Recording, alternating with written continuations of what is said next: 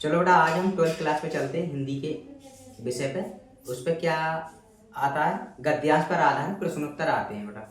तो उन पे आपको गद्यांश पर आधारित प्रश्नोत्तर में क्या होता है, रेखांकित अंश की व्याख्या करनी होती है।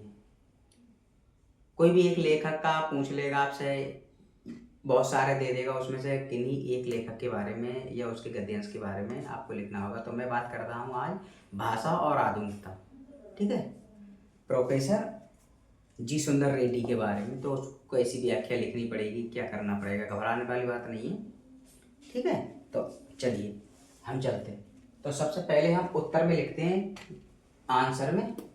जैसे हमने उत्तर में लिखते हैं, जैसे किसी का उसने दे दिया तो हमको लिखना है पाठ का नाम। पाठ का नाम जो भी होगा वो डाल देना। मैंने तो ये भाषा और आधुनिकता ले लिया, भाषा और आधुनिकता।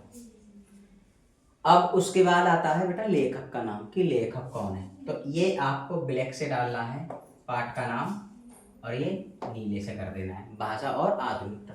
फिर ये डालना लेखक का नाम, ये बेटा नीले से करो, ये काले से कर दो। ठीक है, इसमें क्या है, और आपको किसी भी और भी लेखक की अच्छी लग सकती है, तो आप जिसकी लेखक की आती हो, आपको जिस भी लेखक की आती हो वो कर सकते हैं। ये नहीं कि यही करना है। ये तो मैंने एक एग्जाम्पल उदाहरण के तौर से आपको बता रहा हूँ कि कैसे लिखनी है, क्या करनी है।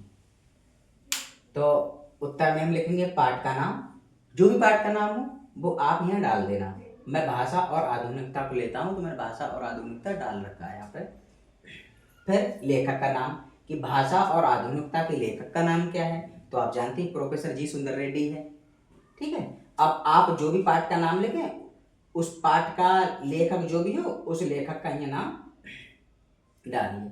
लेकिन आपको जब करेंगे तो रेखांकित अंश की व्याख्या ये डालना पड़ेगा, ब्लैक पेन से या काले पेन से।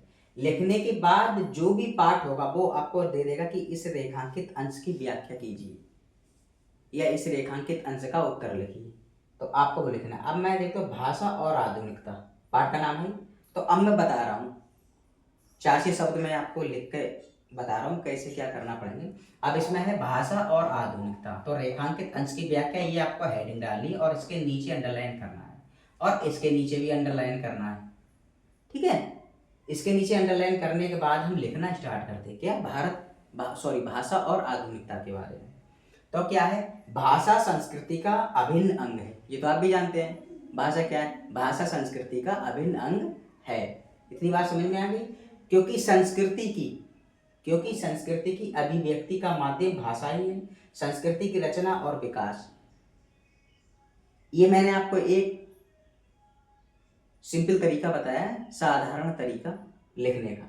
ऐसे ही लिखनी है आपको, कंफ्यूज नहीं होना है, डरना नहीं है। पाठ का नाम जो भी हो उत्तर में लिखना है, उत्तर में लिखना है। लेकिन हाँ, ये काले से लिखना है, ब्लैक पेन से, पेन हो या डॉट बाल पेन हो, जो भी हो।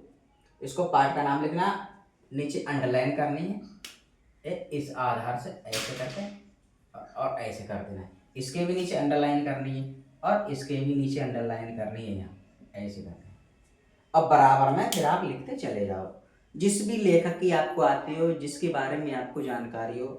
पढ़ाते तो सभी हैं, लेकिन अब सबसे बढ़िया क्या पता कौन सी चीज़ आती हो आपको, किस लेखक की आती हो, क्या रेखांकित अंश की व्याख्या आते हैं। मैं कक्षा 12 की बात बता रहा हूँ आपको। पाठ का नाम लिखना है, नीचे अंडरलाइन करना है और यहाँ लिख देना पाठ का नाम करके योजक चिन्ह लगा के। ठीक है, इसको इंग्लिश में हाइफन कहते हैं, हाइफन लगा के, और भाषा और आधुनिकता आप जिसकी भी करें उसका नाम डालिए, फिर यहाँ लेखक का नाम डालिए, लेखक जो भी है। इसके तो प्रोफेसर जी सुंदर रेड्डी है, वो मैंने डाल रखा है। अब यहाँ रेखांकित अंश की व्याख्या, जिस भी रेखांकित अंश की व्याख्या आपको आती हो वो लिख दीजिए। ये नहीं कि भाषा और आधुनिकता ही लिखा जाएगा, नहीं, जो आती हो वो लिख दीजिए। ये तो मैंने एक एग्जाम्पल उदाहरण के तौर से मैंने बताया कैसे लिखना है, रेखांकित अंश की व्याख्या करना है। फिर इस पाठ के बारे में जो पूछे, आप यहाँ रेखांकित अंश की व्याख्या में योजक चिन्ह लगा के आपको लिखते चले जाना है, बिंदास तरीके से। मतलब सुलेख, अच्छी सुंदर राइटिंग में लिखना है। ठीक ठाक अच्छे खासे नंबर आपको एग्जामिनर देगा। और बिल्कुल निसंकोच होकर तैयारी करिए। यह नहीं कि हमसे नहीं हो पाएगा, क्यों नहीं हो पाएगा, 4 हाथ पैर आपके पास हैं, 4 हाथ पैर और के पास है। ऐसा थोड़ी नहीं कि और के पास 6 हाथ पैर हैं या आपके पास 4 हाथ पैर है, ऐसा नहीं। जो दिमाग आपको इस प्रकृति ने दिया है वो दिमाग और को दिया है, तो ऐसा नहीं। ऐसा करना है। ये मैं 12th क्लास की रेखांकित अंश की व्याख्या बता रहा हूँ, और गद्यांश में भी व्याख्याएं आती हैं और पद्यांश में भी व्याख्या आती हैं, मगर जो रेखांकित अंश की व्याख्या, कोई प्रश्न आपको दे देगा 4-5 या 2-3 4-6 जो भी होंगे, उनमें से जो आपको आता हो वो आपको कर देना। उसमें लिखा हुआ भी होगा कि किन्हीं 2 रेखांकित अंश की व्याख्या करिए, या किन्हीं 3 रेखांकित अंश की व्याख्या करिए, या किन्हीं 1 रेखांकित अंश की व्याख्या कीजिए। वो उस पर डिपेंड करता है कितनी आपसे मालूम करेगा, कितनी आपको लिखनी है। ठीक है, तो घबराने की बिल्कुल जरूरत नहीं है। शांति से, मन में शांति बनाए रखिए और शांति से ही पढ़ाई करिए, सफलता आपको निश्चित मिलेगी। आई होप, मैं पसंद करता हूँ या उम्मीद करता हूँ कि ये वीडियो आपको पसंद आई होगी। यूट्यूब पे हमें सब्सक्राइब करिए और इंस्टाग्राम पे हमें ज़्यादा से ज़्यादा फॉलो करिए। और हाँ, शेयर, जितने भी आपके मित्र हों उनके पास, सबके पास शेयर कीजिए। किसी का भला हो जाएगा तो बुरा नहीं है। और एक लाइक करिए।